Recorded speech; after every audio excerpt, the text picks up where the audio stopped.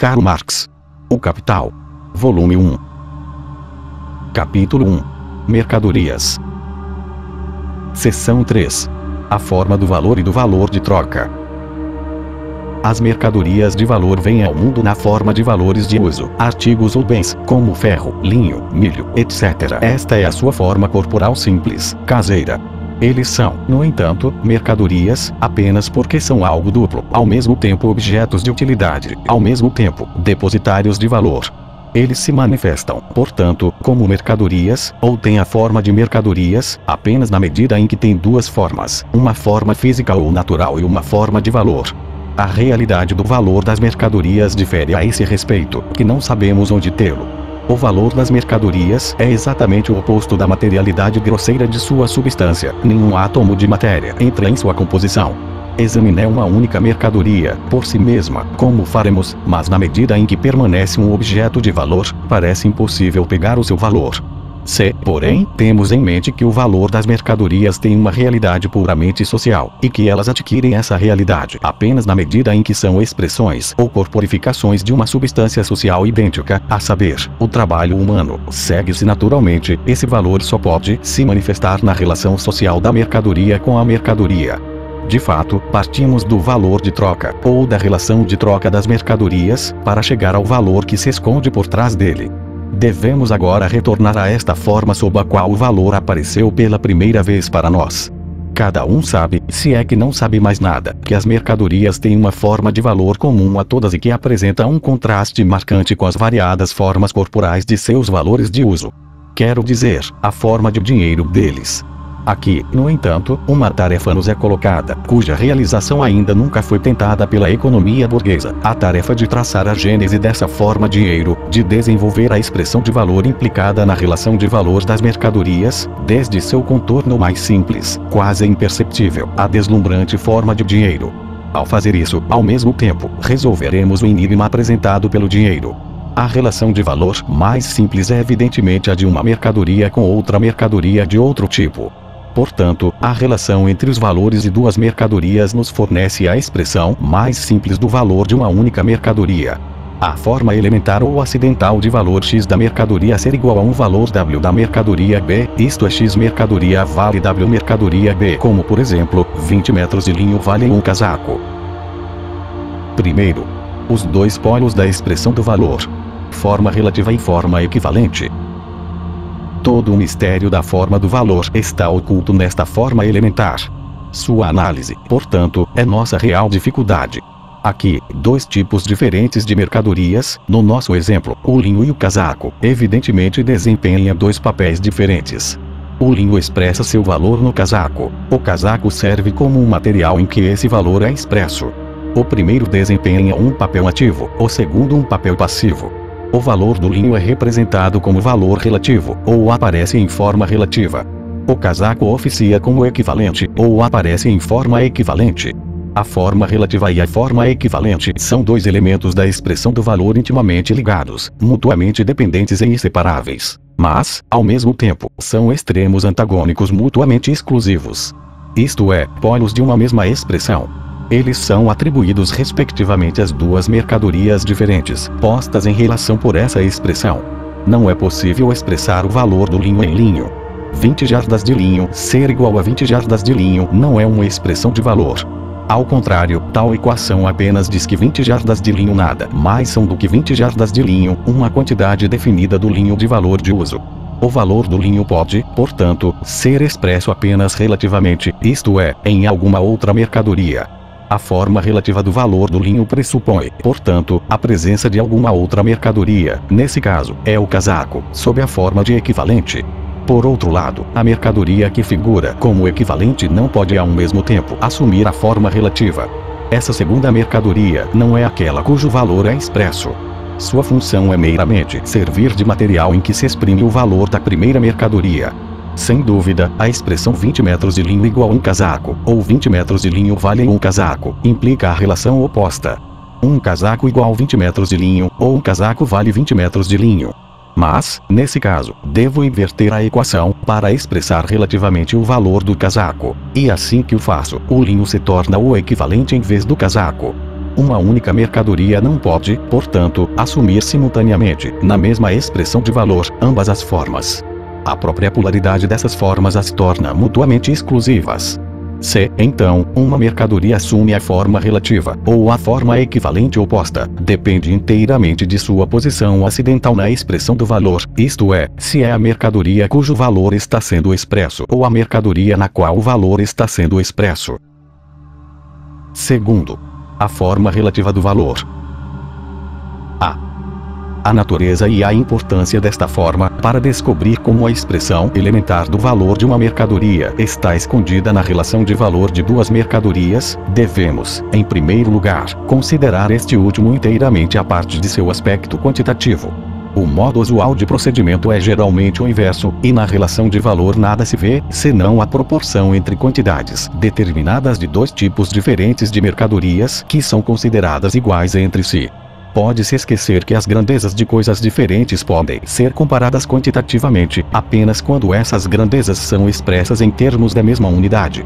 É apenas como expressões de tal unidade que eles são da mesma denominação e, portanto, comensuráveis. Se 20 jardas de linho igual a um casaco, ou então for igual a 20 casacos, ou então for igual a X casacos, isto é, se poucos ou muitos casacos, cada uma dessas afirmações implica que o linho e os casacos, como grandezas de valor, são expressões da mesma unidade, coisas do mesmo tipo. Linho igual casaco é a base da equação. Mas as duas mercadorias cuja identidade de qualidade é assim assumida não desempenham o mesmo papel. É apenas o valor do linho que é expresso. E como? Por sua referência ao casaco como seu equivalente, como algo que pode ser trocado por ele. Nesta relação, o casaco é o modo de existência do valor, é o valor encarnado, pois só como tal é o mesmo que o linho. Por outro lado, o próprio valor do linho vem à tona, recebe expressão independente, pois é apenas como valor que é comparável ao casaco como coisa de igual valor, ou trocável com o casaco. Para emprestar uma ilustração da química, o ácido butírico é uma substância diferente do formato de propila. No entanto, ambos são compostos das mesmas substâncias químicas, carbono, hidrogênio e oxigênio, isso também em proporções semelhantes, ou seja, C4H8O2. Se agora equipararmos o ácido butírico ao formato de propilo, então, em primeiro lugar, o formato de propilo seria, nesta relação, apenas uma forma de existência de C4H8O2. E em segundo lugar, devemos afirmar que o ácido butírico também consiste em C4H8O2. Portanto, igualando assim as duas substâncias, seria dada a expressão à sua composição química, enquanto suas diferentes formas físicas seriam desprezadas. Se dissermos que, como valores, as mercadorias são meras geleias de trabalho humano, nós as reduzimos por nossa análise à abstração, valor, mas não atribuímos a este valor nenhuma forma separada de sua forma corporal. É diferente na relação de valor de uma mercadoria para outra. Aqui, um se destaca em seu caráter de valor em razão de sua relação com o outro. Fazendo do casaco o equivalente do linho, equiparamos o trabalho incorporado no primeiro ao do segundo. Ora, é verdade que a alfaiataria, que faz o casaco, é um trabalho concreto de uma espécie diferente da tecelagem que faz o linho. Mas o ato de igualá-lo à tecelagem reduz a alfaiataria ao que é realmente igual nos dois tipos de trabalho, ao seu caráter comum de trabalho humano. Desta forma indireta, então, o fato é expresso, que também a tecelagem, na medida em que tece valor, não tem nada que a diferencie da alfaiataria e, portanto, é um trabalho humano abstrato.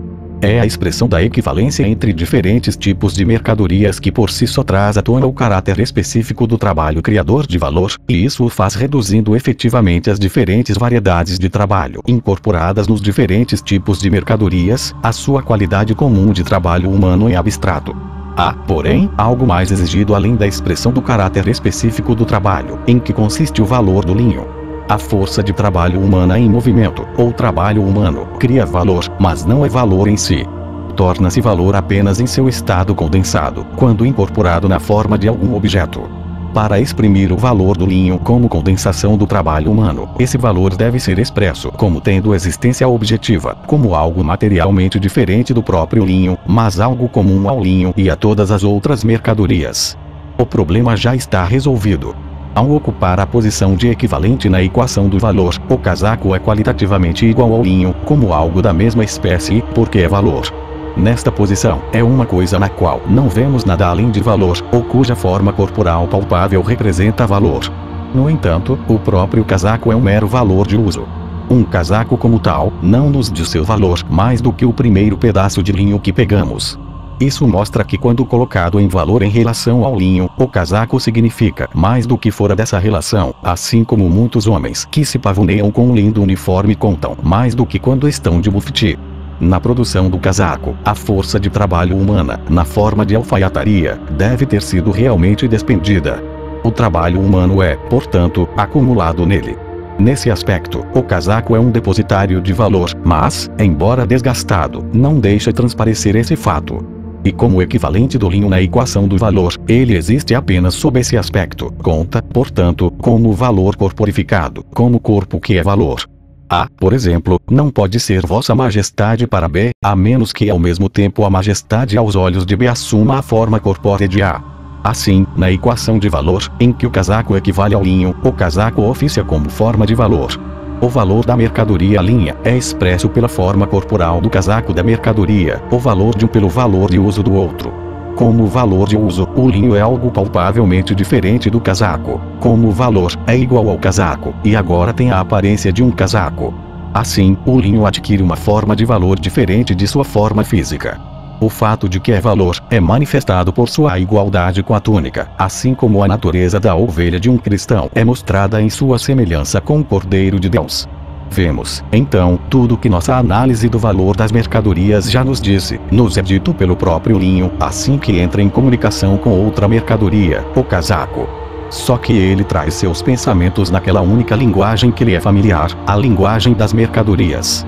Para nos dizer que seu próprio valor é criado pelo trabalho em seu caráter abstrato de trabalho humano, diz que o casaco, na medida em que vale tanto quanto o linho e, portanto, é valor, consiste no mesmo trabalho. Para nos informar que sua realidade sublime como valor, não é o mesmo que seu corpo, Buckram diz que o valor tem a aparência de um casaco e, consequentemente, enquanto o linho é valor, ele e o casaco são tão parecidos quanto duas ervilhas.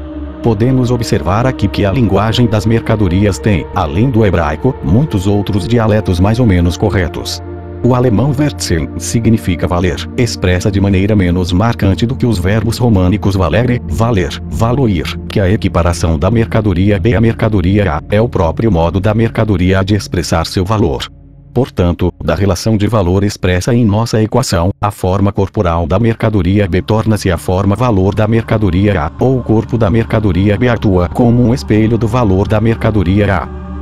Ao colocar-se em relação com a mercadoria B, como valor impropria persona, como a matéria de que se compõe o trabalho humano, a mercadoria A converte o valor de uso, B, na substância na qual exprime o seu valor próprio A.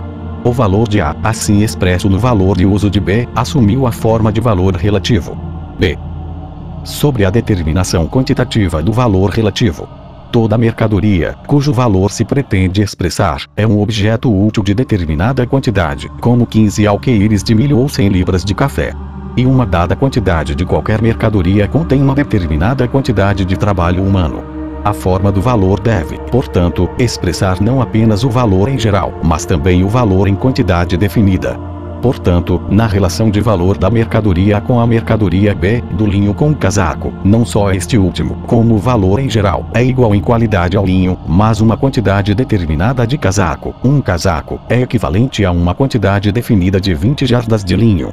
A equação, 20 metros de linho igual a um casaco, ou 20 metros de linho valem um casaco, implica que a mesma quantidade de substância de valor de trabalho condensado está incorporada em ambos. Que as duas mercadorias custaram, cada uma, a mesma quantidade de trabalho e a mesma quantidade de tempo de trabalho. Mas o tempo de trabalho necessário para a produção de 20 jardas de linho ou um casaco varia com cada mudança na produtividade da tecelagem ou alfaiataria. Temos agora que considerar a influência de tais mudanças no aspecto quantitativo da expressão relativa do valor. 1. Faça variar o valor do linho, permanecendo constante o valor do casaco. Se, digamos, em consequência do esgotamento do solo de cultivo do linho, o tempo de trabalho necessário para a produção do linho for duplicado, o valor do linho também será duplicado. Em vez da equação, 20 metros de linho igual a um casaco, deveríamos ter 20 metros de linho igual a 2 casacos, já que um casaco agora conteria apenas metade do tempo de trabalho incorporado em 20 metros de linho. Se, por outro lado, em consequência, digamos, de teares melhorados, esse tempo de trabalho fosse reduzido pela metade, o valor do linho cairia pela metade. Consequentemente, deveríamos ter 20 metros de linho igual meio casaco. O valor relativo da mercadoria A, isto é, seu valor expresso na mercadoria B, aumenta e diminui diretamente com o valor de A, sendo o valor de B suposto constante. 2. Deixe o valor do linho permanecer constante, enquanto o valor do casaco varia. Se, nestas circunstâncias, em consequência, por exemplo, de uma má colheita de lã, o tempo de trabalho necessário para a produção de um casaco duplicar, temos em vez de 20 metros de linho igual um casaco, 20 metros de linho igual meio casaco. Se, por outro lado, o valor do casaco cair pela metade, então 20 metros de linho igual 2 casacos. Portanto, se o valor da mercadoria A permanece constante, seu valor relativo expresso na mercadoria B aumenta e diminui inversamente ao valor de B. Se compararmos os diferentes casos em 1 e 2, vemos que a mesma mudança de magnitude em valor relativo pode surgir de causas totalmente opostas. Assim, a equação 20 metros de linho igual um casaco torna-se 20 metros de linho igual 2 casacos, ou porque o valor do linho dobrou, ou porque o valor do casaco caiu pela metade, e torna-se 20 jardas de linho igual meio casaco, ou porque o valor do linho caiu pela metade, ou porque o valor do casaco dobrou. 3. Que as quantidades de tempo de trabalho respectivamente necessárias para a produção do linho e do casaco variem simultaneamente na mesma direção e na mesma proporção. Neste caso 20 jardas de linho continuam iguais a um casaco, por mais que seus valores possam ter se alterado. Sua mudança de valor é vista assim que eles são comparados com uma terceira mercadoria, cujo valor permaneceu constante. Se os valores de todas as mercadorias subissem ou caíssem simultaneamente, e na mesma proporção, seus valores relativos permaneceriam inalterados. Sua real mudança de valor resultaria da diminuição ou aumento da quantidade de mercadorias produzidas em um determinado momento. 4. O tempo de trabalho necessário para a produção do linho e do casaco, e portanto o valor dessas mercadorias, pode variar simultaneamente na mesma direção, mas a taxas desiguais ou em direções opostas, ou de outras maneiras. O efeito de todas essas variações possíveis no valor relativo de uma mercadoria pode ser deduzido dos resultados de 1, 2 e 3. Assim, as mudanças reais na magnitude do valor não são refletidas de forma inequívoca nem exaustiva em sua expressão relativa, isto é, na equação que expressa a magnitude do valor relativo. O valor relativo de uma mercadoria pode variar, embora seu valor permaneça constante. Seu valor relativo pode permanecer constante, embora seu valor varie. E, finalmente, as variações simultâneas na magnitude do valor e na sua expressão relativa, de modo algum correspondem necessariamente em quantidade. Terceiro, a forma equivalente do valor. Vimos que a mercadoria do tipo A, isto é, o linho, expressando seu valor de uso de uma mercadoria de espécie diferente, no caso, o casaco, ao mesmo tempo imprime a este uma forma específica de valor, a saber, a do equivalente. A mercadoria do linho manifesta sua qualidade de ter valor pelo fato de que o casaco, sem ter assumido uma forma de valor diferente de sua forma corporal, é equiparado ao linho. O fato de que este último tem, portanto, um valor, é expresso dizendo que o casaco é diretamente trocável com ele. Portanto, quando dizemos que uma mercadoria está na forma equivalente, expressamos o fato de que ela é diretamente trocável com outras mercadorias. Quando uma mercadoria, como um casaco, serve de equivalente a outra, como o linho, e os casacos adquirem, portanto, a propriedade característica de serem diretamente trocáveis com o linho, estamos longe de saber em que proporção os dois são trocáveis. Sendo dado em grandeza o valor do linho, essa proporção depende do valor do casaco. Quer o casaco sirva como equivalente e o linho como valor relativo, ou o linho como equivalente e o casaco como valor relativo, a magnitude do valor do casaco é determinada, independentemente de sua forma de valor, pelo tempo de trabalho necessário para sua produção. Mas sempre que o casaco assume na equação do valor a posição de equivalente, seu valor não adquire expressão quantitativa. Pelo contrário, o casaco de mercadoria agora figura apenas como uma quantidade definida de algum artigo. Por exemplo, 40 metros de linho valem 2 casacos.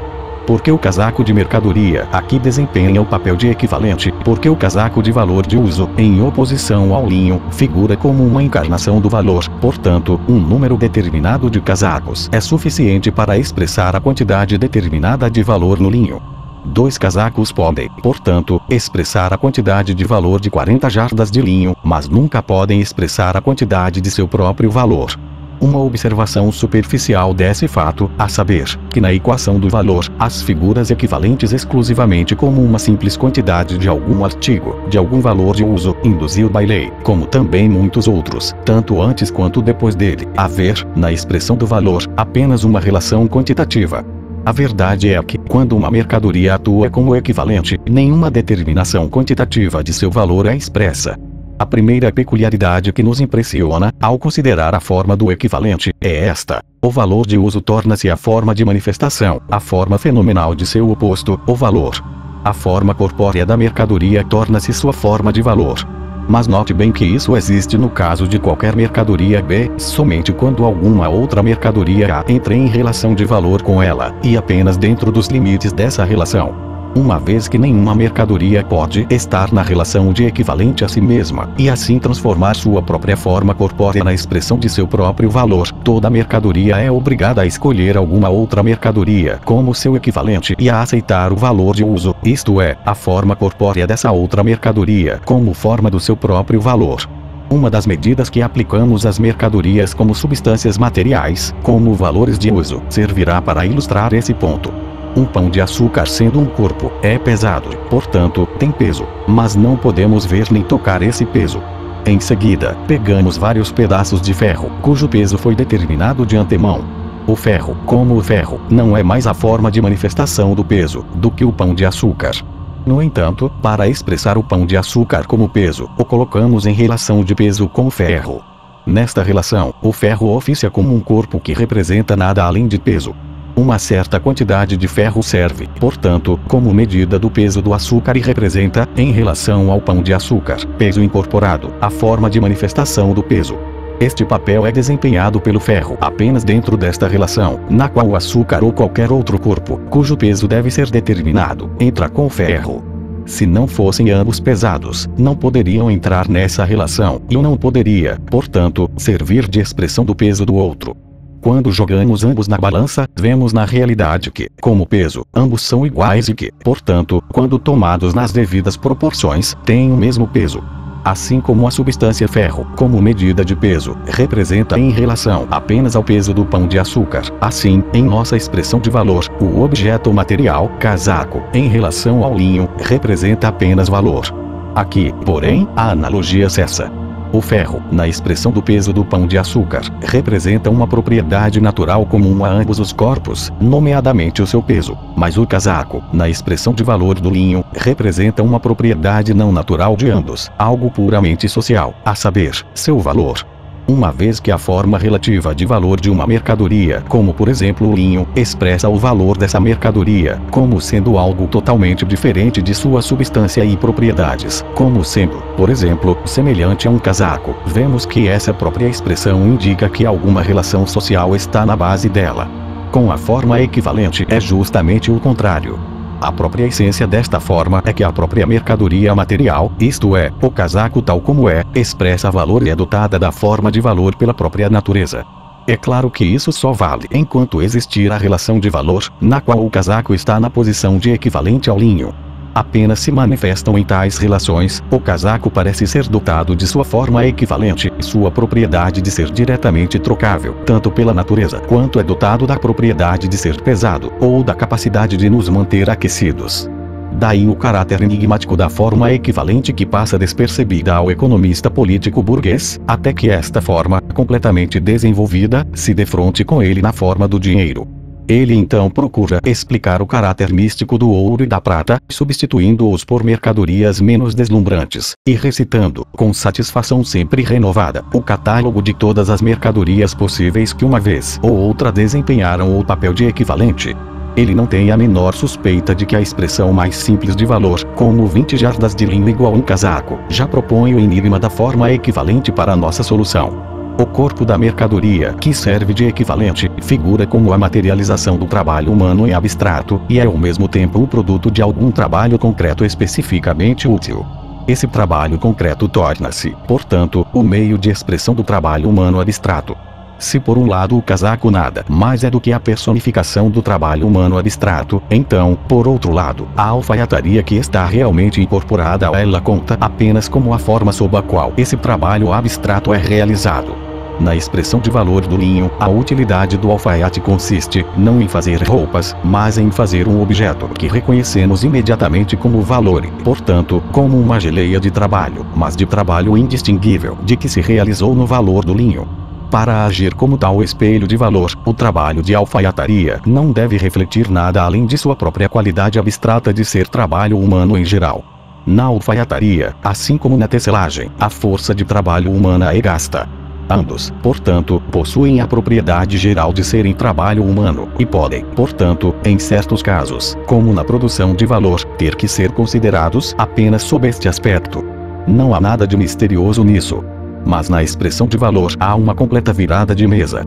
Por exemplo, como se pode expressar o fato de que a tecelagem cria o valor do linho, não em virtude de ser tecelagem, como tal, mas em razão de sua propriedade geral de ser trabalho humano. Simplesmente opondo a tecelagem àquela outra forma particular de trabalho concreto, neste caso a alfaiataria, que produz o equivalente ao produto da tecelagem. Assim como o casaco em sua forma corpórea se tornou uma expressão direta de valor, agora a alfaiataria, uma forma concreta de trabalho, aparece como a corporificação direta e palpável do trabalho humano em geral. Portanto, a segunda peculiaridade da forma equivalente é que o trabalho concreto se torna a forma sob a qual seu oposto, o trabalho humano abstrato, se manifesta.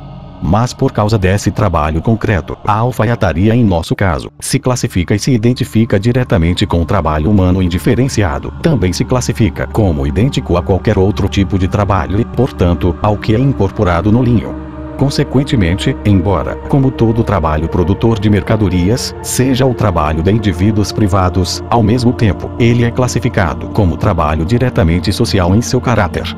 Esta é a razão pela qual resulta em um produto diretamente trocável com outras mercadorias. Temos então uma terceira peculiaridade da forma equivalente, a saber, que o trabalho dos particulares toma a forma de seu oposto, o trabalho diretamente social em sua forma. As duas últimas peculiaridades da forma equivalente se tornarão mais inteligíveis se voltarmos ao grande pensador que foi o primeiro a analisar tantas formas, seja do pensamento, da sociedade ou da natureza, e entre eles também a forma do valor. Refiro-me a Aristóteles. Em primeiro lugar, ele enuncia claramente que a forma dinheiro das mercadorias é apenas o desenvolvimento posterior da forma simples do valor, isto é, da expressão do valor de uma mercadoria em alguma outra mercadoria tomada ao acaso, pois ele diz, 5 leitos igual uma casa. Não deve ser distinguido de 5 leitos igual tanto dinheiro. Vê ainda que a relação de valor que dá origem a esta expressão torna necessário que a casa seja qualitativamente igual à cama, e que, sem tal equalização, essas duas coisas claramente diferentes não podem ser comparadas entre si como quantidades comensuráveis. Ele diz que a troca não pode ocorrer sem igualdade, e igualdade não sem comensurabilidade. Isto é, qualitativamente igual. Tal equalização só pode ser algo estranho à sua natureza real, portanto, apenas um expediente para fins práticos. O próprio Aristóteles, portanto, nos diz o que impediu sua análise posterior. Foi a ausência de qualquer conceito de valor. O que seria esse valor, essa substância comum, que admite que o valor das camas seja expresso por uma casa? Tal coisa, na verdade, segundo Aristóteles não pode existir. E por que não pode existir? Comparando-se com as camas, a casa representa algo igual a elas, na medida em que representa o que é realmente igual, tanto nas camas como na casa. E isso é trabalho humano. Havia, no entanto, um fato importante que impede Aristóteles de ver que atribuir valor às mercadorias é apenas um modo de expressar todo o trabalho como trabalho humano igual e, consequentemente, como trabalho de igual qualidade. A sociedade grega foi fundada sobre a escravidão e tinha, portanto, por base natural, da desigualdade dos homens e de suas forças de trabalho. O segredo da expressão do valor, a saber, que todos os tipos de trabalho são iguais e equivalentes, porque, na medida em que são trabalho humano em geral, não pode ser decifrado, até que a noção de igualdade humana já tenha adquirido a fixidez de um preconceito popular. Isso, porém, só é possível em uma sociedade em que a grande massa do produto do trabalho toma a forma de mercadorias, na qual, consequentemente, a relação dominante entre homem e homem é a de proprietários de mercadorias. O brilhantismo do gênio de Aristóteles é demonstrado apenas por ele ter descoberto, na expressão do valor das mercadorias, uma relação de igualdade. As condições peculiares da sociedade em que vivia, por si só, o impediram de descobrir o que, na verdade, estava no fundo dessa igualdade. Quarto, a forma elementar do valor considerada como um todo. A forma elementar do valor de uma mercadoria está contida na equação, expressando sua relação de valor com outra mercadoria de espécie diferente, ou em sua relação de troca com a mesma. O valor da mercadoria A é expresso qualitativamente, pelo fato de que a mercadoria B é diretamente trocável com ela. Seu valor é expresso quantitativamente pelo fato de que uma determinada quantidade de B pode ser trocada por uma determinada quantidade de A. Em outras palavras, o valor de uma mercadoria obtém expressão independente e definida, tomando a forma de valor de troca. Quando, no início deste capítulo, dissemos, em linguagem comum, que uma mercadoria é tanto um valor de uso quanto um valor de troca, estávamos falando de forma precisamente errada. Uma mercadoria é um valor de uso ou objeto de utilidade, e um valor. Ele se manifesta como essa coisa dupla, que é, assim que seu valor assume uma forma independente, a saber, a forma do valor de troca. Ela nunca assume essa forma quando isolada, mas apenas quando colocada em uma relação de valor ou de troca com outra mercadoria de outro tipo.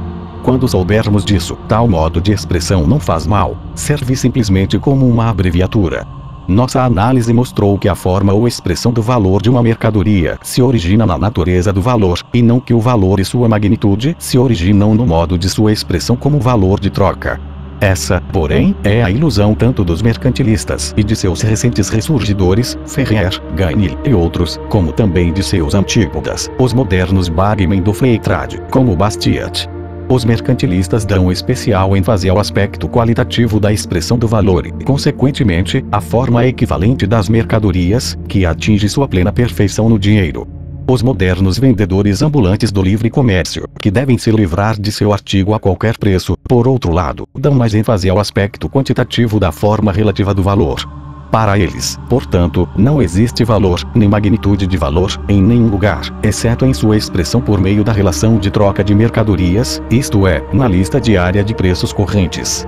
MacLeod, que se encarregou de revestir as ideias confusas da Lombard Street com as mais eruditas elegâncias, é um cruzamento bem-sucedido entre os mercantilistas supersticiosos e os bolseiros esclarecidos do livre comércio.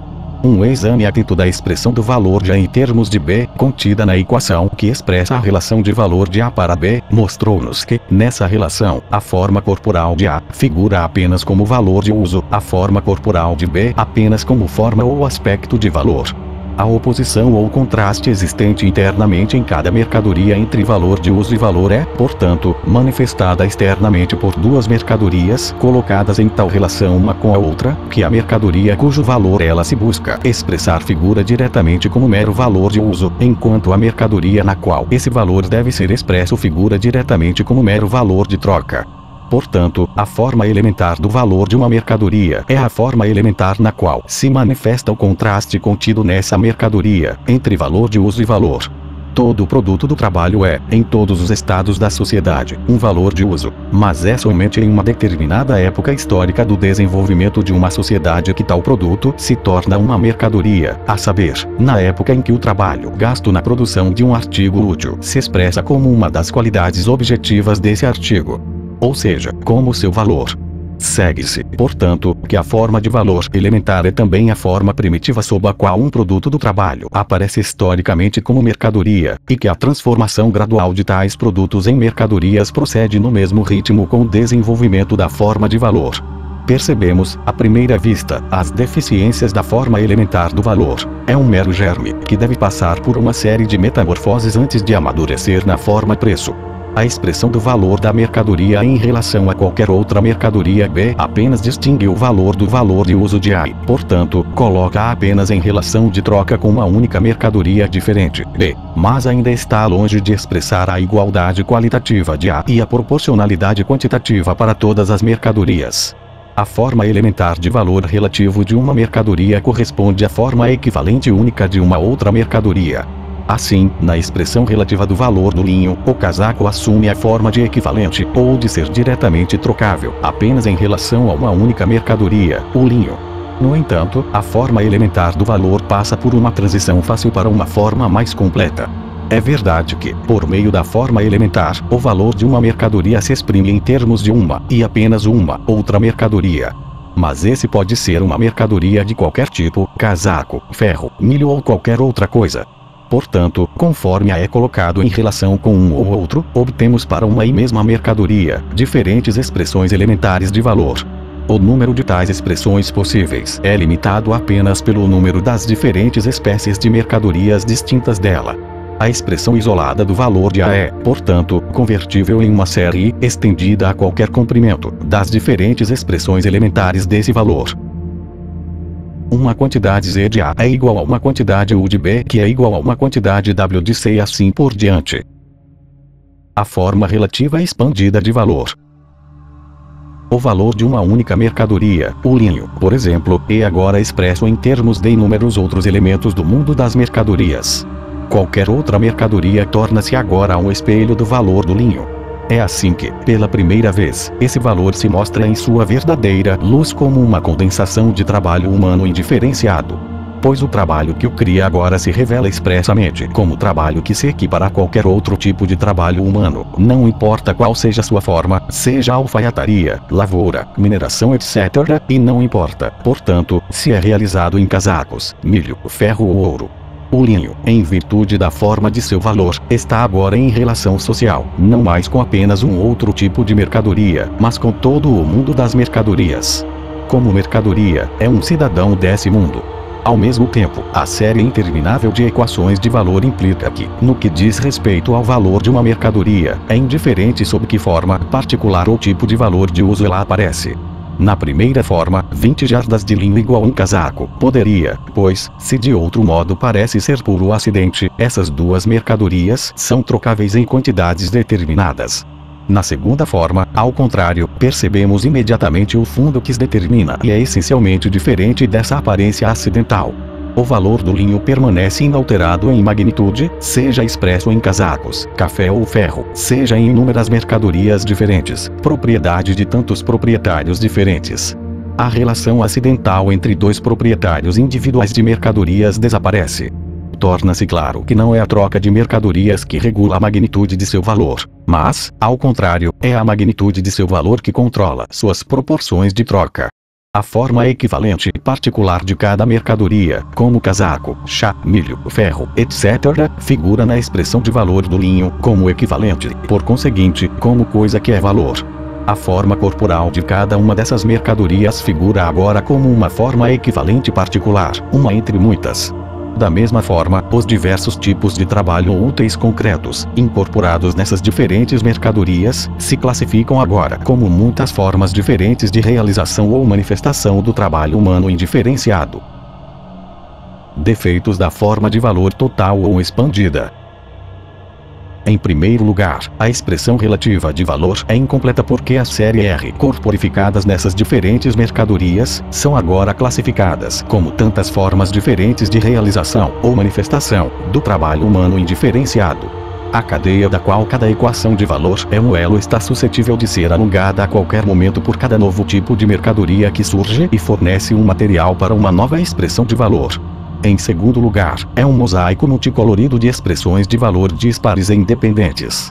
E, finalmente, se, como deve ser o caso, o valor relativo de cada mercadoria, por sua vez, se expressa nessa forma expandida, obtemos para cada uma delas uma forma de valor relativo, diferente em cada caso, e consistindo de uma série interminável de expressões de valor. Os defeitos da forma de valor relativo expandida são refletidos na forma equivalente correspondente. Uma vez que a forma corpórea de cada mercadoria é uma forma particular equivalente entre inúmeras outras, temos, no todo, nada além de formas equivalentes fragmentárias, cada uma excluindo as outras. Da mesma forma, também, o tipo de trabalho especial, concreto e útil incorporado em cada equivalente particular, é apresentado apenas como um tipo particular de trabalho e, portanto, não como um representante exaustivo do trabalho humano em geral. Esta, de fato, ganha manifestação adequada na totalidade de suas múltiplas formas particulares concretas. Mas, nesse caso, sua expressão em uma série infinita é sempre incompleta e deficiente em unidade.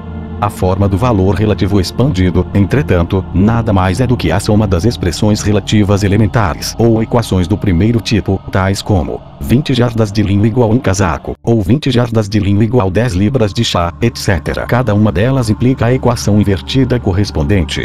De fato, quando uma pessoa troca seu linho por muitas outras mercadorias e, assim, expressa seu valor em uma série de outras mercadorias, segue-se necessariamente que os vários proprietários destas trocam-nas pelo linho e, portanto, expressam o valor de suas mercadorias. O caráter alterado da forma de valor. Todas as mercadorias agora expressam seu valor de forma elementar, por uma única mercadoria em unidade. Esta forma de valor é elementar e a mesma para todos, portanto geral. As formas A e B serviam apenas para expressar o valor de uma mercadoria como algo distinto de seu valor de uso ou forma material. A primeira forma, A, fornece equações como as seguintes. Um casaco igual 20 jardas de linho, 10 libras de chá igual meio tonelada de ferro. O valor do casaco é equiparado ao linho, ou do chá ao ferro. Mas ser equiparado ao linho, e novamente ao ferro, é ser tão diferente quanto o linho e o ferro. Essa forma, é claro, ocorre praticamente apenas no início, quando os produtos do trabalho são convertidos em mercadorias por trocas acidentais e ocasionais. A segunda forma, B, distingue, de maneira mais adequada que a primeira, o valor de uma mercadoria de seu valor de uso, pois o valor do casaco é colocado em contraste sob todas as formas possíveis com a forma corporal do casaco. É equiparado ao linho, ao ferro, ao chá, enfim, a tudo o mais, só que não a si mesmo, o casaco. Por outro lado, qualquer expressão geral de valor comum a todos é excluída diretamente, pois, na equação de valor de cada mercadoria, todas as outras mercadorias aparecem agora apenas sob a forma de equivalentes. A forma expandida do valor passa a existir pela primeira vez assim que um determinado produto do trabalho, como o gado, não é mais excepcionalmente, mas habitualmente trocado por várias outras mercadorias. A terceira e última forma desenvolvida expressa os valores de todo o mundo das mercadorias em termos de uma única mercadoria separada para esse fim, a saber, o linho, e assim representa para nós seus valores por meio de sua igualdade com o linho.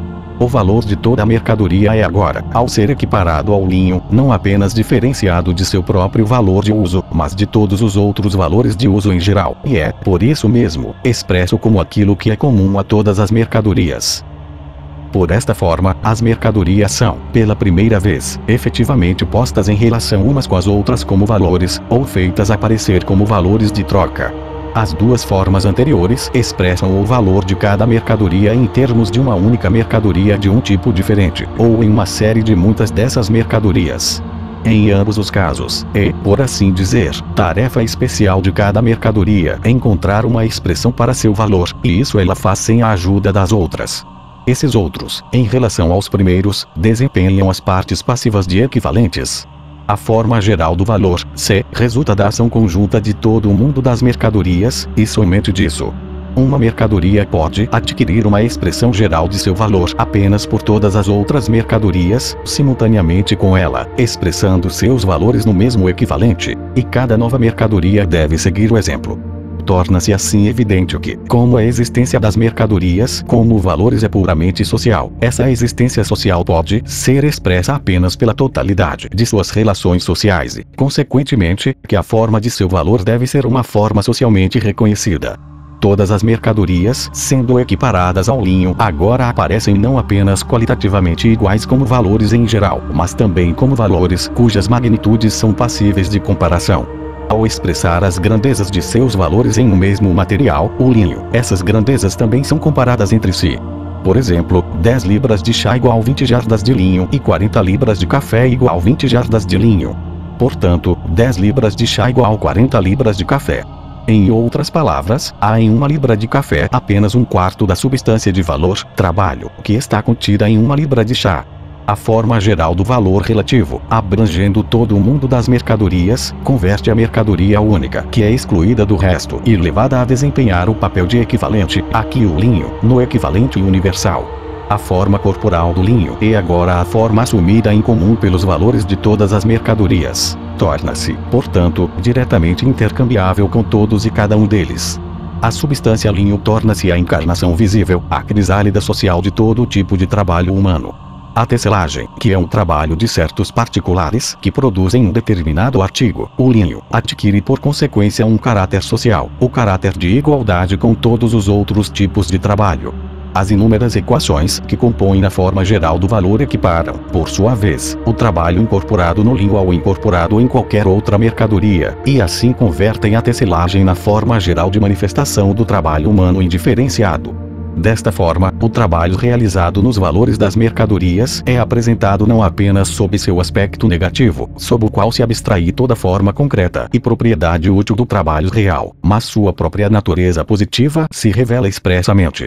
A forma geral de valor é a redução de todos os tipos de trabalho real ao seu caráter comum de ser trabalho humano em geral, de ser o dispêndio de força de trabalho humana. A forma geral do valor, que representa todos os produtos do trabalho como meras geleias de trabalho humano indiferenciado, mostra por sua própria estrutura que é um resumo social do mundo das mercadorias. Essa forma, portanto, torna indiscutivelmente evidente que no mundo das mercadorias o caráter de todo o trabalho de ser trabalho humano constitui seu caráter social específico. O desenvolvimento interdependente da forma relativa do valor e da forma equivalente. O grau de desenvolvimento da forma relativa do valor corresponde ao da forma equivalente. Mas devemos ter em mente que o desenvolvimento do último é apenas a expressão e o resultado do desenvolvimento do primeiro. A forma de valor relativa primária ou isolada de uma mercadoria converte alguma outra mercadoria em um equivalente isolado. A forma expandida do valor relativo, que é a expressão do valor de uma mercadoria em relação a todas as outras mercadorias, confere a essas outras mercadorias o caráter de equivalentes particulares de diferentes espécies. E, finalmente, um tipo particular de mercadoria adquire o caráter de equivalente universal, porque todas as outras mercadorias fazem dela um material em que expressam uniformemente seu valor. O antagonismo entre a forma relativa do valor e a forma equivalente, os dois polos da forma do valor, desenvolve-se concomitantemente com essa própria forma. A primeira forma, 20 jardas de linho igual um casaco, já contém esse antagonismo, sem ainda consertá-lo. Conforme lemos esta equação para frente ou para trás, as partes desempenhadas pelo linho e pelo casaco são diferentes. Num caso o valor relativo do linho é expresso no casaco, no outro caso o valor relativo do casaco é expresso no linho. Nesta primeira forma de valor, portanto, é difícil apreender o contraste polar. A forma B mostra que apenas uma única mercadoria de cada vez pode expandir completamente seu valor relativo, e que ela adquire essa forma expandida apenas porque, e na medida em que todas as outras mercadorias são, em relação a ela, equivalentes. Aqui não podemos inverter a equação, como podemos inverter a equação 20 jardas de linho igual um casaco, sem alterar seu caráter geral e convertê-lo da forma expandida do valor para a forma geral do valor. Finalmente, a forma dá ao mundo das mercadorias uma forma geral social relativa do valor, porque na medida em que todas as mercadorias, com exceção de uma, são excluídas da forma equivalente, uma única mercadoria, o linho, parece, portanto, ter adquirido o caráter de troca direta com todas as outras mercadorias porque, e na medida em que esse caráter é negado a todas as outras mercadorias, é, por outro lado, excluído da forma de valor relativo. Se o linho, ou qualquer outra mercadoria que sirva de equivalente universal, ao mesmo tempo participasse da forma relativa do valor, teria de servir como seu próprio equivalente. Devemos então ter 20 jardas de linho igual 20 jardas de linho. Essa tautologia não expressa nem valor, nem magnitude de valor. Para expressar o valor relativo do equivalente universal, devemos antes inverter a forma. Esse equivalente não tem forma relativa de valor em comum com outras mercadorias, mas seu valor é expresso relativamente por uma série interminável de outras mercadorias. Assim, a forma expandida do valor relativo, ou forma B, agora se mostra como a forma específica do valor relativo da mercadoria equivalente. Transição da forma geral do valor para a forma dinheiro. A forma equivalente universal é uma forma geral do valor. Pode, portanto, ser assumido por qualquer mercadoria. Por outro lado, se uma mercadoria assume a forma de equivalente universal, forma C, é apenas porque na medida em que ela foi excluída do resto de todas as outras mercadorias como seu equivalente, e que por seu próprio ato.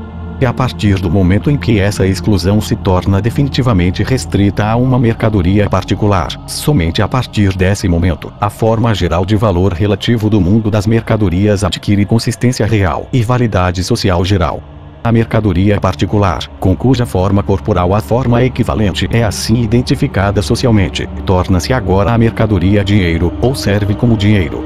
Torna-se a função social especial dessa mercadoria e, consequentemente, seu monopólio social, desempenhar no mundo das mercadorias o papel de equivalente universal. Entre as mercadorias que figuram como equivalentes particulares do linho e expressam em comum seus valores relativos no linho, esse lugar de destaque foi alcançado por uma substância em particular, a saber, o ouro. A forma do dinheiro. O progresso consiste apenas em que o caráter de permutabilidade direta e universal, em outras palavras, que a forma equivalente e universal, agora, por costume social, tornou-se finalmente identificado com uma substância, o ouro. O ouro agora é dinheiro em relação a todas as outras mercadorias apenas porque antes era, em relação a elas, uma mercadoria simples. Como todas as outras mercadorias, também era capaz de servir como equivalente, seja como simples equivalente em trocas isoladas, ou como equivalente particular ao lado de outras. Gradualmente, começou a servir, dentro de limites variados, como equivalente universal. Assim que monopoliza essa posição na expressão do valor para o mundo das mercadorias, torna-se a mercadoria dinheiro, e a forma geral do valor transforma-se na forma de dinheiro. A expressão elementar do valor relativo de uma única mercadoria, como o linho, em função da mercadoria, como o ouro, que desempenha o papel de dinheiro, é a forma-preço dessa mercadoria. A forma de preço do linho é, portanto, 20 jardas de linho igual 2 onças de ouro, ou, se 2 onças de ouro. A dificuldade em formar um conceito da forma dinheiro consiste em compreender claramente a forma equivalente e universal e, como corolário necessário, a forma geral do valor, elemento componente essencial do qual vimos.